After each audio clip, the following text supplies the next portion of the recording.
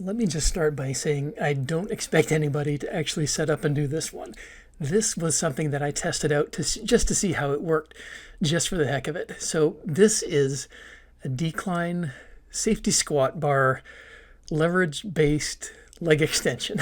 So yeah, exactly. So what I'm doing here is basically the point of this is to do a decline leg extension. So you're lying back, so you're putting a stretch on your rectus femoris, which is the single head of the quadricep that crosses the hip joint.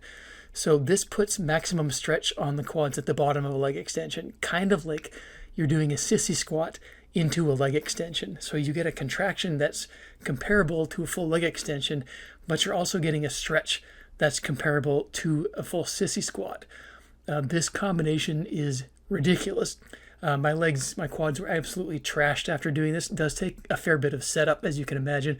I'll actually, after this demo, detail the entire setup in case you're crazy enough to give this sucker a try. But yeah, overall, I don't know what to tell you. This is the kind of stuff that I come up with. All right, so that is the exercise. Now, as I mentioned, I don't expect anybody else to actually go ahead and set this up. This was more of a thought experiment to see what would happen if I actually did kind of take it to the limit and go down the rabbit hole. And if you are interested in setting this up, it's actually a phenomenal quad exercise. You go from a massive stretch to a full contraction, getting load all the way from basically the entire range of motion on the quads. It's crazy. Now, for setup, this is set to about hip height, so in the rack. If I was going to be doing safety squats, the orientation of the bar would be that way. So I'd be facing this way. This puts that offset so that these handles are angling down this way.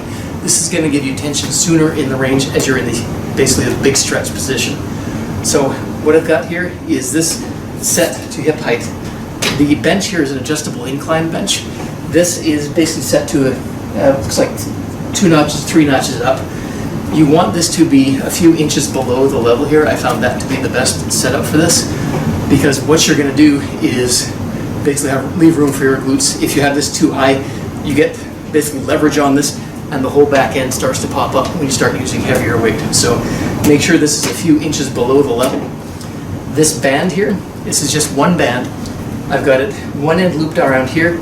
I wrap it around, and then I put that end on the other handle. This creates basically a foot pad. Now you want to use a pretty stiff band for this, pretty solid band. This way you're going to actually have like a pretty stable, relatively stable surface to push off of. We're not looking for instability here. Now, to get into and out of position for this, definitely a home gym situation. I literally don't expect anybody to do this in a regular gym. This is what I used. You're basically standing on here, get yourself 2 points of contact, and then you just put yourself up on the thing. Now, when you're up here, hold on to the rails, put your feet underneath that. Make sure your knees are both lined up so that they're exactly the same level here. And as you can see, I'm already putting a good stretch here on the quads.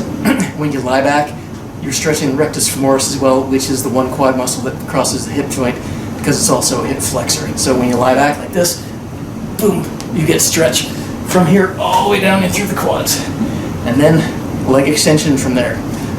Like I said, this is crazy. This is over the edge, over the top. I don't expect anybody to do it. If you do have occasion to do it, start with just one plate, get the setup right, and start to add a few plates. I actually found this worked better when I got into the 3 and 4 plate range, because it gave enough offset loading here to offset my body weight, essentially. This one burned basically you know what out of my quads. Fantastic exercise. As soon as I stepped down, my quads were toast. Couldn't hardly even stand up, which is one of my criteria for a good quad exercise. And that's literally all you need to do to get out of position.